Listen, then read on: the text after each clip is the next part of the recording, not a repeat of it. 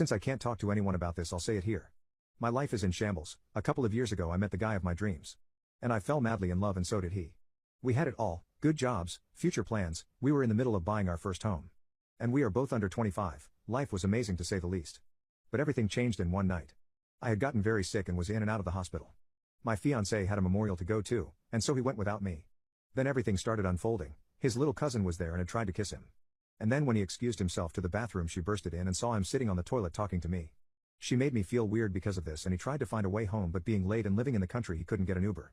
He had been drinking and I was still sick and not comfortable driving. Boy, do I regret that.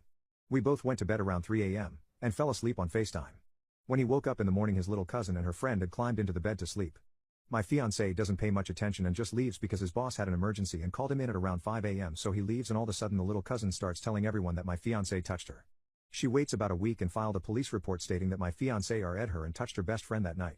My fiancé is in shambles now because every lawyer wanted $25,000 to defend him. There was another witness who was at this house all night long and sided with my fiancé that nothing happened. But without questioning any other witnesses at that house, he was arrested. His public defender told me and him that he didn't have a strong case based on the fact there was so little evidence, and suggested he take a plea deal. So we looked into it, and with his public defender he got a deal that would be a 90-day prison sentence and 7 years on the intimacy offender registry. After lots of crying and exhausting all other effort, we said okay. The court date comes and his public defender doesn't show up and sends a different attorney to take his place. The judge and prosecutor sentence him to 2 to 10 years and a lifetime on the intimacy offender registry. I felt numb. The man who stole my heart, treated my siblings like family, and who was just a big kid himself. His life is now over, and I don't even know what to do. I feel awful and I feel like my life is over. Everyone who knew him knew he was sweet and has given so much to others, just had his life ruined by his own family. I am angry at myself, his family, and the legal system. Everything in me is telling me I need to do something, but I am helpless. I know for a fact that he didn't do anything except be too naive. I wish I could go back to that night and tell him to drive home, or that I should have gotten him.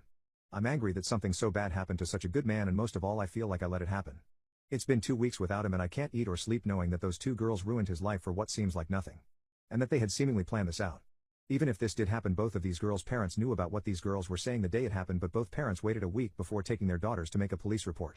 These girls went to school the day after the supposed incident and started talking about how much money they were going to get from the state. I guess I'm just writing this to get this off my chest because I feel like I've been let down, and I feel